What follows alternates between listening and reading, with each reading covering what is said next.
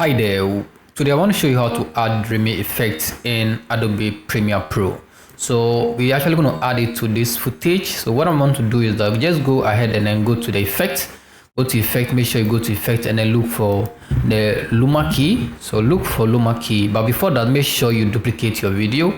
You can press the Alt key on your keyboard and then drag this video to get a copy of that. So hold down the Alt key and then you can get a duplicate of your video and make sure you turn off the visibility of the first video and then let's keep the duplicate at the top. So you're going to add a Luma key. Just drag the Luma key on top of your first video. You can see this will appear to be dark, and then we're also going to add the Gaussian blur. So search for Gaussian blur and then add it to your video as well. So we're going to do two things. First, go to your effect control, and then for the Luma key, make sure the threshold, you change the threshold to about 20% in order to remove the dark part of our video. So this is going to give you something like this, and then go down to for the Gaussian blur. What we're going to do is that we're actually going to increase this to about 200%.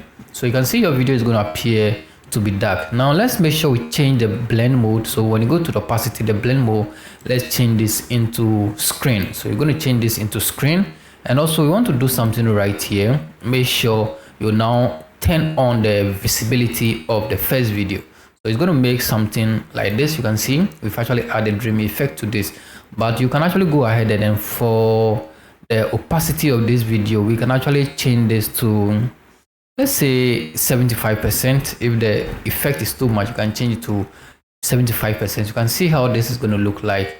So basically, this is how to add Dreamy effect to your video tutorial. Like, subscribe for more techniques and IT tips right here on this channel. Remember to subscribe if today is your first time, and don't forget to turn on post notification. Bye bye.